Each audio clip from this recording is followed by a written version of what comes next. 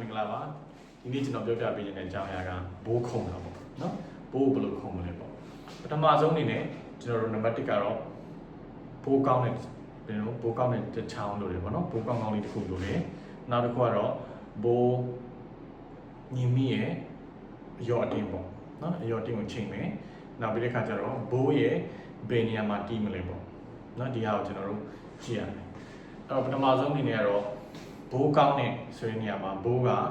ဖြောင်းဖြောင်းတန်းတန်းရှိရမယ်ဘိုးဖြောင်းနေဆိုတာက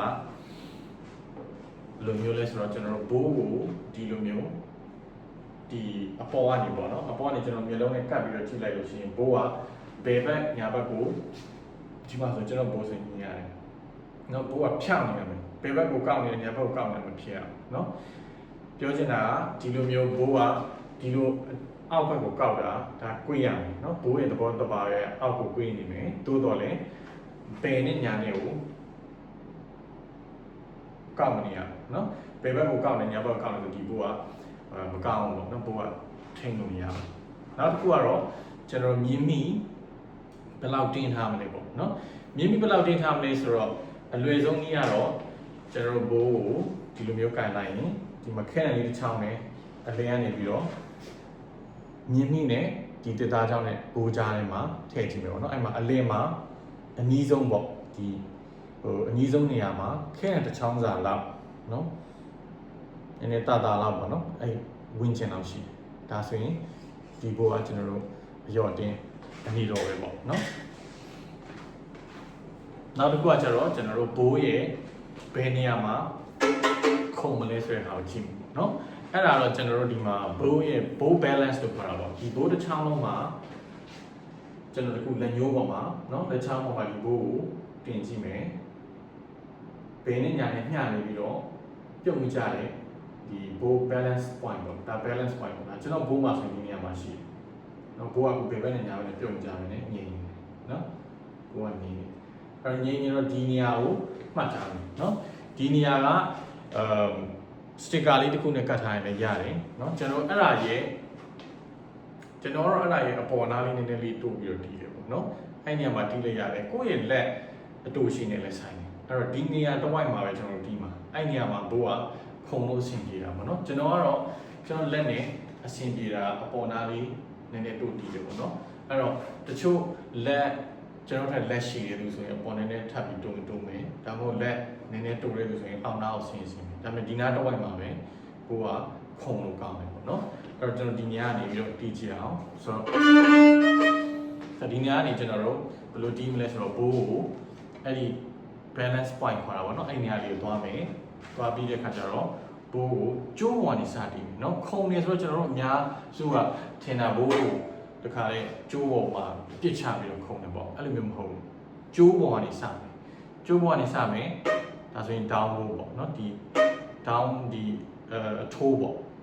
အဆွဲပေါ့နော်အဆွဲဘက်ကိုတိုးလေးပဲဒါ down ဒါဆိုရင်ထိုး up down up အဲ့တခုတတိထားမှာကျွန်တော်တို့ down ရဲ့ up ရဲ့တီးတဲ့အခါမှာထိုးရဲ့အဆွဲရဲ့တီးတဲ့အခါမှာပြန်ပြီးတော့ဘိုးကိုကျိုးပေါ်ပြန်တင်တဲ့အခါမှာဒီနေရာတနေရာလေးကိုကြာအောင်လုပ်အောင်အဲ့လိုမျိုးမဟုတ်ဘဲနဲ့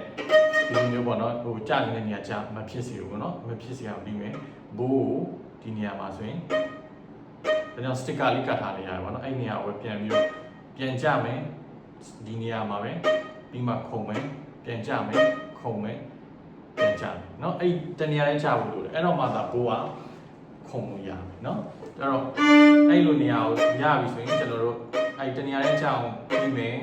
ပြီးရင်လည်းတဖြည်းဖြည်းချင်းညံသွားမယ်နော်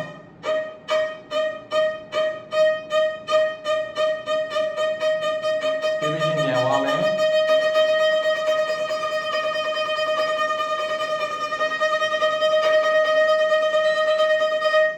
နော်အဲ့လိုတဖြည်းဖြည်းချင်းညံသွားမယ်ပြီးတဲ့ခါကျတော့မှကျွန်တော်တို့ကိုတီးချင်တဲ့ notes ကိုပေါ့နော်တဖြည်းဖြည်းချင်းအဲ့ထဲမှာပြန်ပြီးတော့ထည့်မယ်ဆိုတော့ဒီပထမဆုံး note ကျွန်တော်ခဏတီးရဲ့ Hungarian dance မှာအဲ့မှာပထမဆုံး note ကိုကျွန်တော်ရအောင်ပြန်ပြီးတော့တီးချင်နော်ဒါဆိုဘိုးကဖြည်းဖြည်းချင်းတီးမယ်ဖြည်းဖြည်းနဲ့ခုံလာပြီညံလာပြီ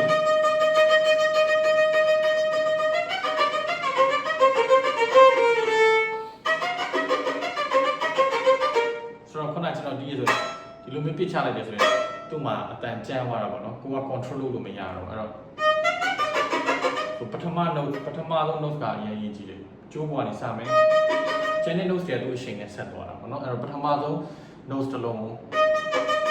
ကျိုးပေါ်ကနေစဖို့မမေ့နဲ့ပေါ့နော်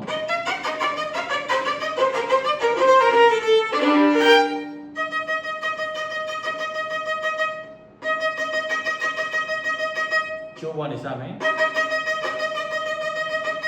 ကျိုးပေါ်နေစမယ်ကျေးဇူးတင်ပါတယ်